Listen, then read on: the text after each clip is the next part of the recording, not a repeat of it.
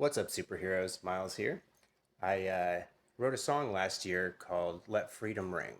And in the song, I write that I lie awake at night and I can't sleep because I can hear them scream. And so this is me, you know, living the life, as it were. So my back and my shoulder and my neck and so on, I got a lot of chronic pain. Tends to wake me up at weird hours, in the morning. And so this morning was another one of those. And so I wake up this morning and I've got a talk coming up on manhood and masculinity. And so I was, I guess, just thinking about it, trying to just gather my thoughts. What do I have to say on the subject? And so I made a little voice note for myself, and I listened back to just kind of review my notes and see, like, well, what did I think of it? Because this is how, and I'm going to share it with you, and so you can see like what my inner monologue is like when I'm just thinking about stuff. But it was funny because I just wanted to go back and listen, just see, like, oh, well, all right, what all did I gather here?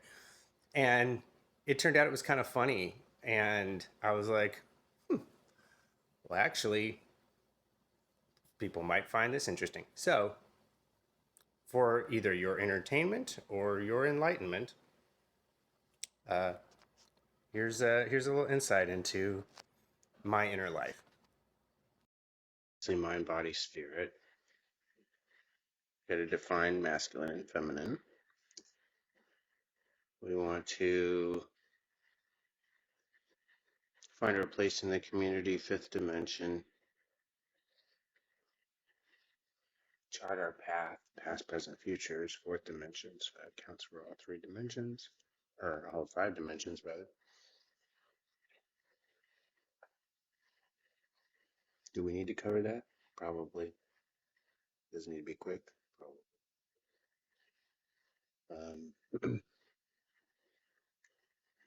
Okay. Gotta speak to the wound. Gotta speak from experience. I gotta not be aggressive. I like the way some of these other dudes use their energy. The one guy, he's very angry. White guy, of course. Anyway, um,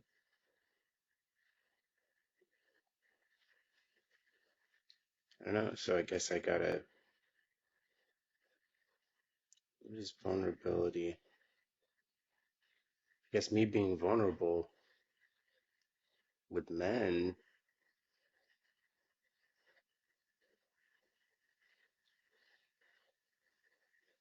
Probably talking about my anger and frustration.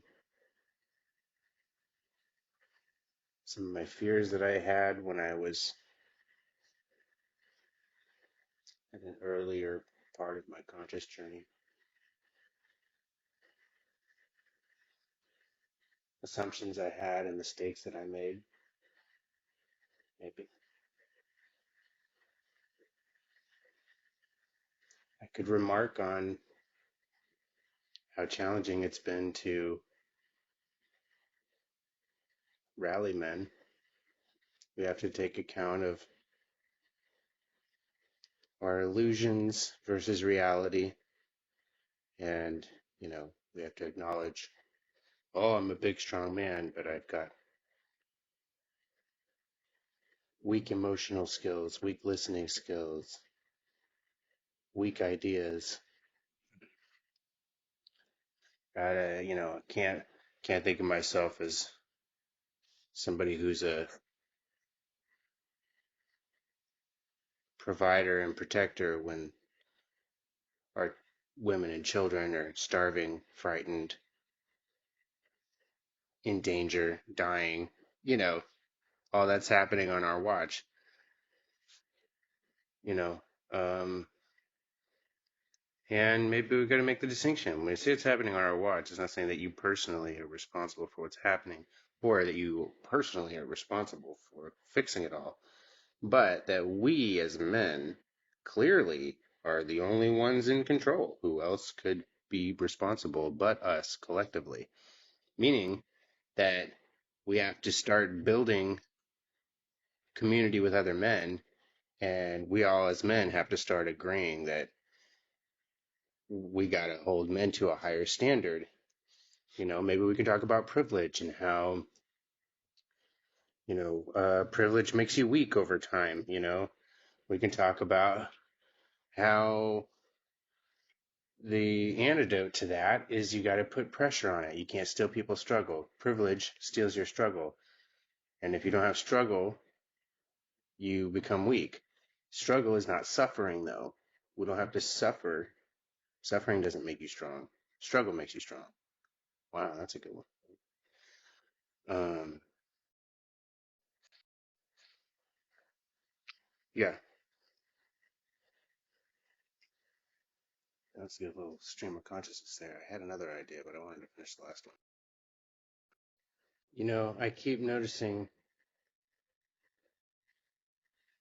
that men seem to be poor listeners, but then just now, I actually realize I think there's something else to that. Because now that I think about it, men are not necessarily poor listeners.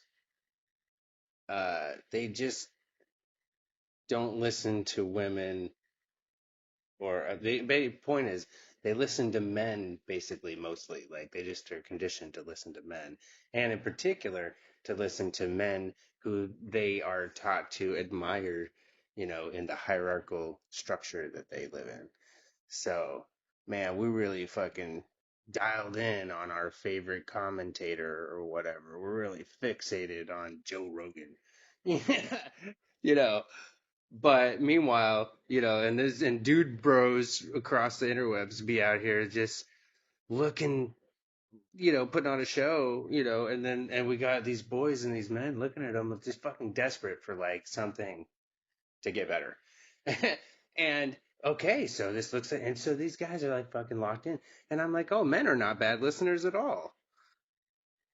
They're just trained not to listen. They're trained to listen to this dipshit on the internet. Like, instead of the women and children who are physically around them, they are in charge of taking care of and who need them and who want them in their lives.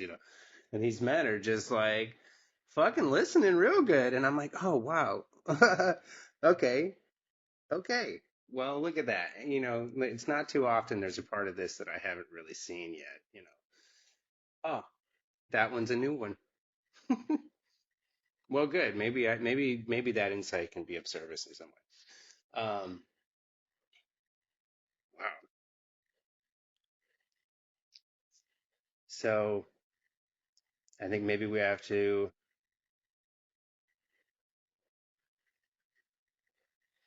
Oh yeah, we also have to reckon with sexuality and culture and programming and the difference between theory and reality, the difference between intention and impact.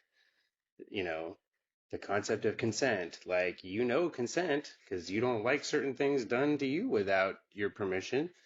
You know, why on earth would any other human being feel differently? And why on earth would we think that another human being doesn't? What are we doing? You know what I mean? So there's a lot of that too. I don't know. It's such a big, huge fucking problem. All the goddamn violence, all the goddamn ignorance, mind, body, and spirit. I just sometimes I get frustrated and I don't know where to begin because I'm like, good fucking god, all the war, all the Epstein of it all the Trump of it all. Good God,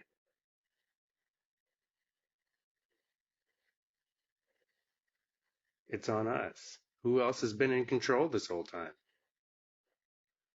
It's not President Susan.